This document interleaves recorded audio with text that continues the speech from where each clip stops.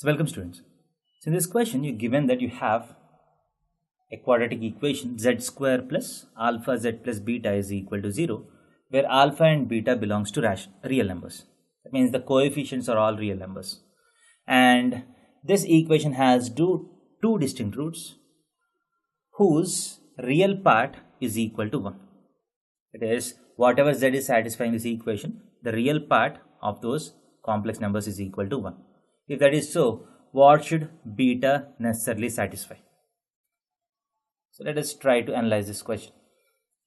So z square plus alpha z plus beta is equal to 0 has two roots and both of them have real part is equal to 1. So let us assume that one of the root is of the form 1 plus iy, the other root is of the form 1 minus iy, because in the question it is also given that the roots are complex. So let us assume that 1 plus iy into and 1 minus iy are the roots of this equation. So what is the sum of the roots? So let this be equal to first root a, second root b.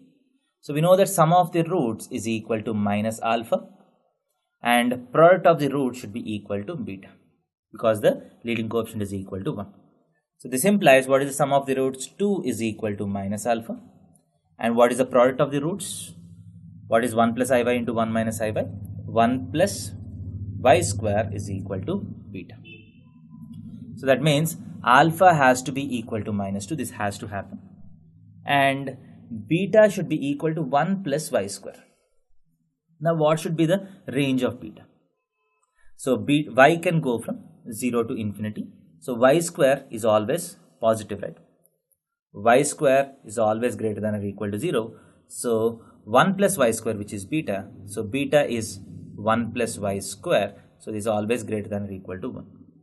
So what is the range of beta? So beta should belong to closed 1 to infinity. It cannot be less than this. Thank you.